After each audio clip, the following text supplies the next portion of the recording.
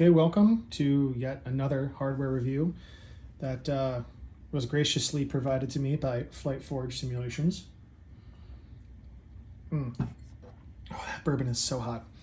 I've been talking to him ever since I bought the UFC from him way back in, I don't know when I bought that, a couple months ago. And we've been chatting back and forth on Etsy, and he's since blown up to his own website, and he's expanding his product line and whatnot. He currently has the A10 UFC, obviously, an F16 ICP, and an F16 DED that he all has for sale. And he graciously sent me these review copies. Now, what's my relationship with Flight Forge Simulations? Well, like I said, he sent me these. However, these are not mine to keep. I'm going to be shipping these back when I'm done with them, or he offered to let me buy them from him if I want to keep them at a discounted rate. I haven't decided what I'm going to do with that yet, but so I am actually receiving a discount for receiving these because I guess I am a sim hardware influencer now, which are not words I thought would ever come out of my mouth. He actually shipped me an additional A10 UFC as well, because this is like a kit he sends to people to review his products, I guess, but I already have the UFC, so I'm definitely not keeping that. But I've already played with these, and they work great, and I'm going to explain a couple things that confused me at first, so you maybe don't fall into the same pitfalls. But first, the bourbon. Tonight I'm drinking Booker's, straight up Booker's, which is by far the hottest bourbon I have ever drank in my life. God, it's like, it burns going down, like, God, shit. Oh, it's definitely let the ice melt a little bit with this one, boys. It's rough. It's rough going down. It's delicious. It's got full flavor. Tastes like maple, but man, oh, it'll clear out your sinuses, put hair on your chest, all that stuff. Oh man, burns. Ooh, hurts so good though. Anyway, so first thing we're going to talk about is the ICP, the Insane Clown Posse. Water, fire, air, earth. Fucking magnets, how do they work? And I don't want to talk to a scientist. Y'all motherfuckers lying and getting me pissed. Yeah, well, actually it's called the Integrated Control Panel, but I prefer Insane Clown Posse. So we're going to call it the Insane Clown Posse. The Insane Clown Posse is exactly what it looks like. Now, I actually had the Wing Insane Clown Posse that had a DED integrated at the top of it, and I didn't like it. I actually bought it, pulled it out of the box, looked at it, put it right back in the box, and fucking sold it. For two reasons. Number one is the DED on top of the ICP was a no-go for me. That's how the Block 70 Vipers are, but I don't like that. I'm not building a Block 70 Viper, and that's just not my cup of tea. The other thing that is just unforgivable to me is the buttons were fucking silicone. I hate silicone buttons, dude. They're the worst. They're so squishy and you can't tell if you push them or not. So brings me to the Flight Forge one. They are delightfully clicky and tactile. Do you hear that? I love that. What I don't like is the dauber is not a dauber that moves in all four directions. It's a push one, but this is budget flight simulation. And you know, let me talk about that for a second, because this is interesting to me. So this company, they market their stuff as budget flight sim hardware, and that's awesome, but that's not me. That's not me at all. I'm an airline pilot. I'm doing pretty okay for myself. I'm not having children. I don't have any major expenses. So my hobby of flight simulation, it's basically gets an infinite budget. Like I want the nicest things and the best toys and all the coolest gadgets, and I'm not looking for budget things when it comes to flight simulation hardware. However, I am rocking the UFC from this quote-unquote budget company. Why? Because it's fucking awesome. It's really good. And this ICP, I forget how much he's charging for it. It's less than $100.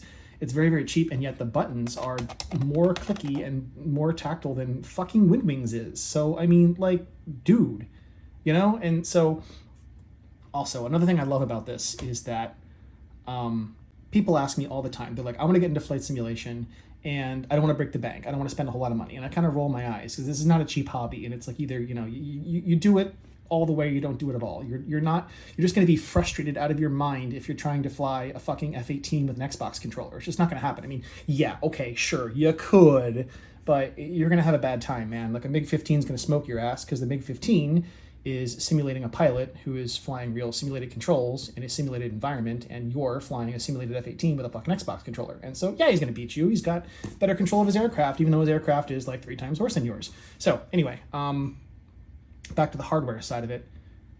the first thing I tell people if you want to get into flight simulation is you need a good HOTAS. There's just no way around it. You need a stick and a throttle. That's the first thing you should buy. The next thing you should buy are rudder pedals. You need to have rudder pedals. They're especially important if you want to get into helicopters. Helicopters require rudder pedals. But then what do you buy? Well, I would say VR, actually. VR is probably the next best thing. Definitely VR. VR is... I put on a VR headset for the first time in 2016 and flew a Ka-50 in it. And the second... at the time, I had a stick that was mounted on the side of my seat. And the second I got into that cockpit and I reached in between my legs for a stick that wasn't there, because that's what I saw in VR, I knew I could never go back to flying 2D. It blew my mind. So if you haven't flown in VR, I'll tell you right now, you have to do it, man. You have to do it. Go get a MetaQuest 3 or a Reverb or even an old Oculus Rift. I don't care. VR is the way to go. Anyway, so then what do you buy? If you've got a HOTAS, you've got VR, you've got rudder pedals. What's the next thing you buy? This, the upfront controller, whether it's the UFC or the ICP or whatever aircraft, it is by far the most important thing. In fact, that is a universal UFC from Tech Creations that I bought a million years ago, and I fixed my zoom, and that is, I've had that for years, and you see, I printed my own labels for it and stuff. Like I got a profile for every single aircraft because there are a million little functions that, the whole concept between a hands-on throttle and stick is you never have to take your hands off the throttle and stick to do all the functions you have to do. But there are some things that you're just going to have to take your hands off the throttle and stick, and they try and put those all in one nice, easy, concise place. That's where it is. So that's the next thing I would buy, would be one of these. And this guy is making them nice, affordable, and accessible to everyone. So that's fucking awesome. My hat's off to you, dude. I love this. So one thing that is not exactly intuitive, though, that I will explain to you now, is the calibration part of it. So he's got this on an Arduino Leonardo, which I'm very familiar. I've actually got a drawer full of Arduino Leonardos, but the calibration process is not exactly intuitive. So let me explain what I mean. So you come over here and you've got Arduino Leonardo properties. There it is. Okay, so mine's already calibrated, so it's good to go. But this slider and this one are mapped as the axis on here, which means they have a center position. And then this one and this one are mapped as the actual rotations on there. So those are pretty self-explanatory, but in order to get this one and this one, these two to be mapped properly, you have to calibrate it a certain way. You can't just go all the way to one direction, all the way to the other direction and expect it to be good. So here's how you do it. Let me explain. You're gonna come down here to settings, calibrate. It's gonna say, okay, sure, find the center position. Well, you don't know what the center position is. You go to the next page. You go to display raw data. So you'll notice that 0, there's 0 and there's 0, all right? And then max is 65,000, 65,000. So you move both of those to roughly, just keep going back till you get to about half of 65,000, which is around 31. 31 feels like a good value. Close enough, right about there, all right? Now you hit cancel. Now you have those two wheels in the center position. So you go to calibrate, boom, put them in the center position. Oh, well, I don't know what that is. Well, now you do. It's in the center position. Next, now, again, display the raw data. Go all the way to the extremes on both of them. Back and forth, both directions. So there you go. And now, put them to where you know the middle is, again, because you're just going to want to be centered. Right about there. And right about there. There you go. Hit next. And now it says leave centered. Perfect. And now you do the other ones, which this one is the bottom right one. There you go. Next. And now this one. There you go. Next. Calibration complete. And there. Now, when you move this one, you get a full range of motion for the full range of the wheel. There's the bottom, and there's all the way to the top, and that one works exactly the same. So that's how you calibrate it. The buttons are just fine. Now, some buttons will not register in Windows, like Dauber down does not register in Windows because Windows won't display enough buttons. There are more buttons than Windows can display. Don't worry, they're still working. I thought the same thing, and I messaged the guy and embarrassed myself. So don't embarrass yourself. Don't be an idiot like me. Don't worry, it's working just fine. So now you have the annoying goddamn process of going into DCS and mapping all those buttons. But wait, you don't have to do that. This guy has his own little fancy web page, and he's got profiles you can download to map them for you. How convenient. Isn't that awesome? So let's hop into DCS and take a look at this. Man, this stuff is so burny going down. But I've had this bottle for a long time. It's getting long in the tooth. It's time to finish it off. The worst is talking for like 3 minutes and realize I didn't push the record button. Okay, so to load the profile, you download the profile off of his website that I showed you. Click anywhere in the Leonardo column, load profile, and then I stuck his in my input user profiles. And okay, there you go. All the buttons are loaded. Pressing all the buttons in there. I mean, you can't see them pushing, but they work. Even the dauber down that didn't register in Windows registers in DCS, so it's good to go.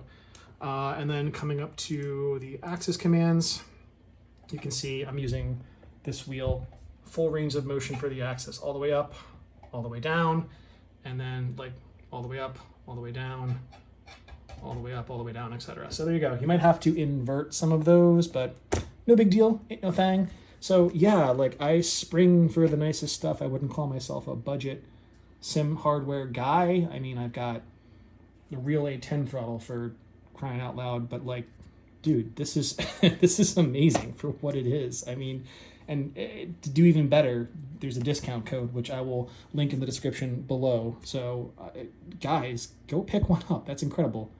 Oh, I almost forgot one more thing. This front panel this is the old version. There's a new version he's making right now. It's going to have a laser engraved front. It's going to look a lot nicer. He sent me a picture of that, so I'll post the picture right now so you can see what that's going to look like. But if you were to order one of these right now, it's not going to look like this. It's going to look like the new one, which is even nicer looking, so even better. Okay, so the next part, this is super cool. Now, first of all, this is the cable that comes with it, so you're probably going to want to get a longer cable. That one's pretty short, but we'll do it anyway. So let's just pretend that this is your first time screwing with DCS BIOS. It's not exactly intuitive, but once the ice melts, it's way easier going down. Fortunately, his website conveniently tells you how to do all this. So we'll do it together like this is our first time. Visit this web page. You go to the web page. It says click code and select download zip. Code, download zip. It downloads. All right. What's next? Extract the downloaded zip file. Easy. We're going to come to downloads. I'm going to extract it to my DCS folder. So I'm going to cut it, open up my DCS folder, paste, open it, extract it here. It's going to say copy file, so I already have it done, so I'm going to do it again. I'm doing it all again just for you guys. Okay, so now you've got DCS master in there. Next thing we're going to do, go to users, your name, save games, DCS open beta, and you're going to inside the zip folder, inside the extracted zip folder, navigate the DCS BIOS master, DCS BIOS master scripts, DCS BIOS master. There's only one for me because I didn't extract it into its own folder. Scripts, and you're going to copy these two. Copy, and you're going to put them inside of the scripts of here. Paste. Once again, it's asking me to replace. I'll replace. What's next? DCS BIOS master, and then it says double click on ensure socat.cmd. I almost said scrote. Ensure socat.cmd. Well, it's not in any of these here. It's actually in programs. So Sean, if you're watching this, you got a slight typo there. It's inside the programs folder, and you're gonna double click that. Nothing happens. Something might happen for you, but nothing happens for me because I've already done it before. And then you're gonna make a connect serial port, shortcut to that, wherever you run DCS, which I have my own folder for running DCS. So I've got the connect serial port right there. So now this part's important. I'm gonna leave it unplugged for a second and I'll show you why. I like to use USB tree. It's a neat little free utility, which is great. You ever have like a device that's like and you can't figure out what the hell it is and it's driving you fucking crazy? Yeah, me too. That's why I downloaded this, because when you plug things in, I just plugged it in, boom, it shows you what just got plugged in, which is super convenient. So that is the DED it is plugged in. COM port 14. Boom. We now know what the COM port is. Okay, perfect. So now we go to connect serial port. It's like, what COM port number? Well, we just learned it's COM port 14. So we're gonna type in 14, hit enter, boom. Okay, now it's working. Super fantastic. We are going to run DCS, which is gonna take a while to fire up. So I'm gonna cut the video and wait till it's done firing up. So DCS is fired up. Let's hop into instant action mission, F16, ready on the ramp. Sure, why not? Let's do it. Give it a second to fire up. It always takes a while the first time. Okay, so here we go. You're gonna see that page is going wild, just like code in the Matrix. Blondes, brunettes, redheads. You get used to it. I don't even see the code. All I see is blonde, brunette, redhead. So, cool, DED.